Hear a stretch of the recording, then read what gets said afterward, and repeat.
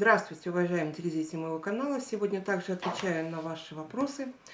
И ко мне пришло письмо, где пишет молодая семья, что они переехали в квартиру, которую оставила им бабушка, умершая, да, и они в этой квартире себя неуютно чувствуют, потому что постоянно слышны какие-то стуки в дверь, там звонки.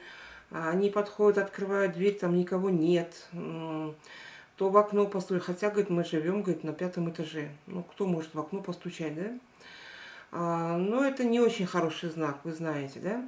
В старину говорили, что так домовой, например, или иные духи предвещают какую-то неприятность или дурные вести, да? Что нужно для этого делать? Отвечаю вам, вот Оксана и Анатолий. Вы крещенные люди, православные, поэтому такой метод для вас подойдет. Я сейчас скажу сам заговор, потом в конце под описанием этого ролика я напишу сам заговор, если вам как-то будет непонятно или не слышно.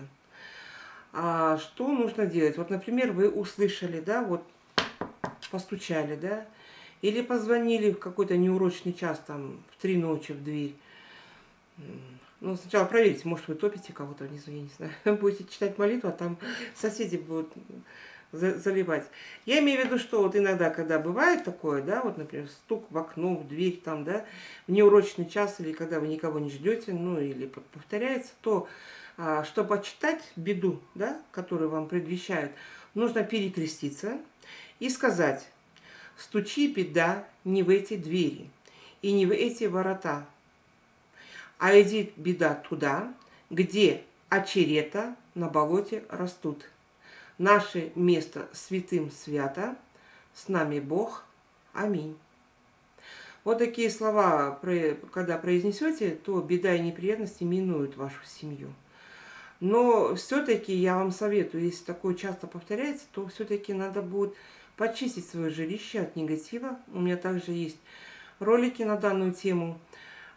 Пригласить батюшку для освящения, ну, как-то вот именно уберечься. Может быть, это именно не ваше место. Если ничего не помогает, то иногда приходится даже съезжать с такого места. Но все-таки попробуйте сказать такие слова. Дай Бог, все устаканится и успокоится, и все будет у вас хорошо.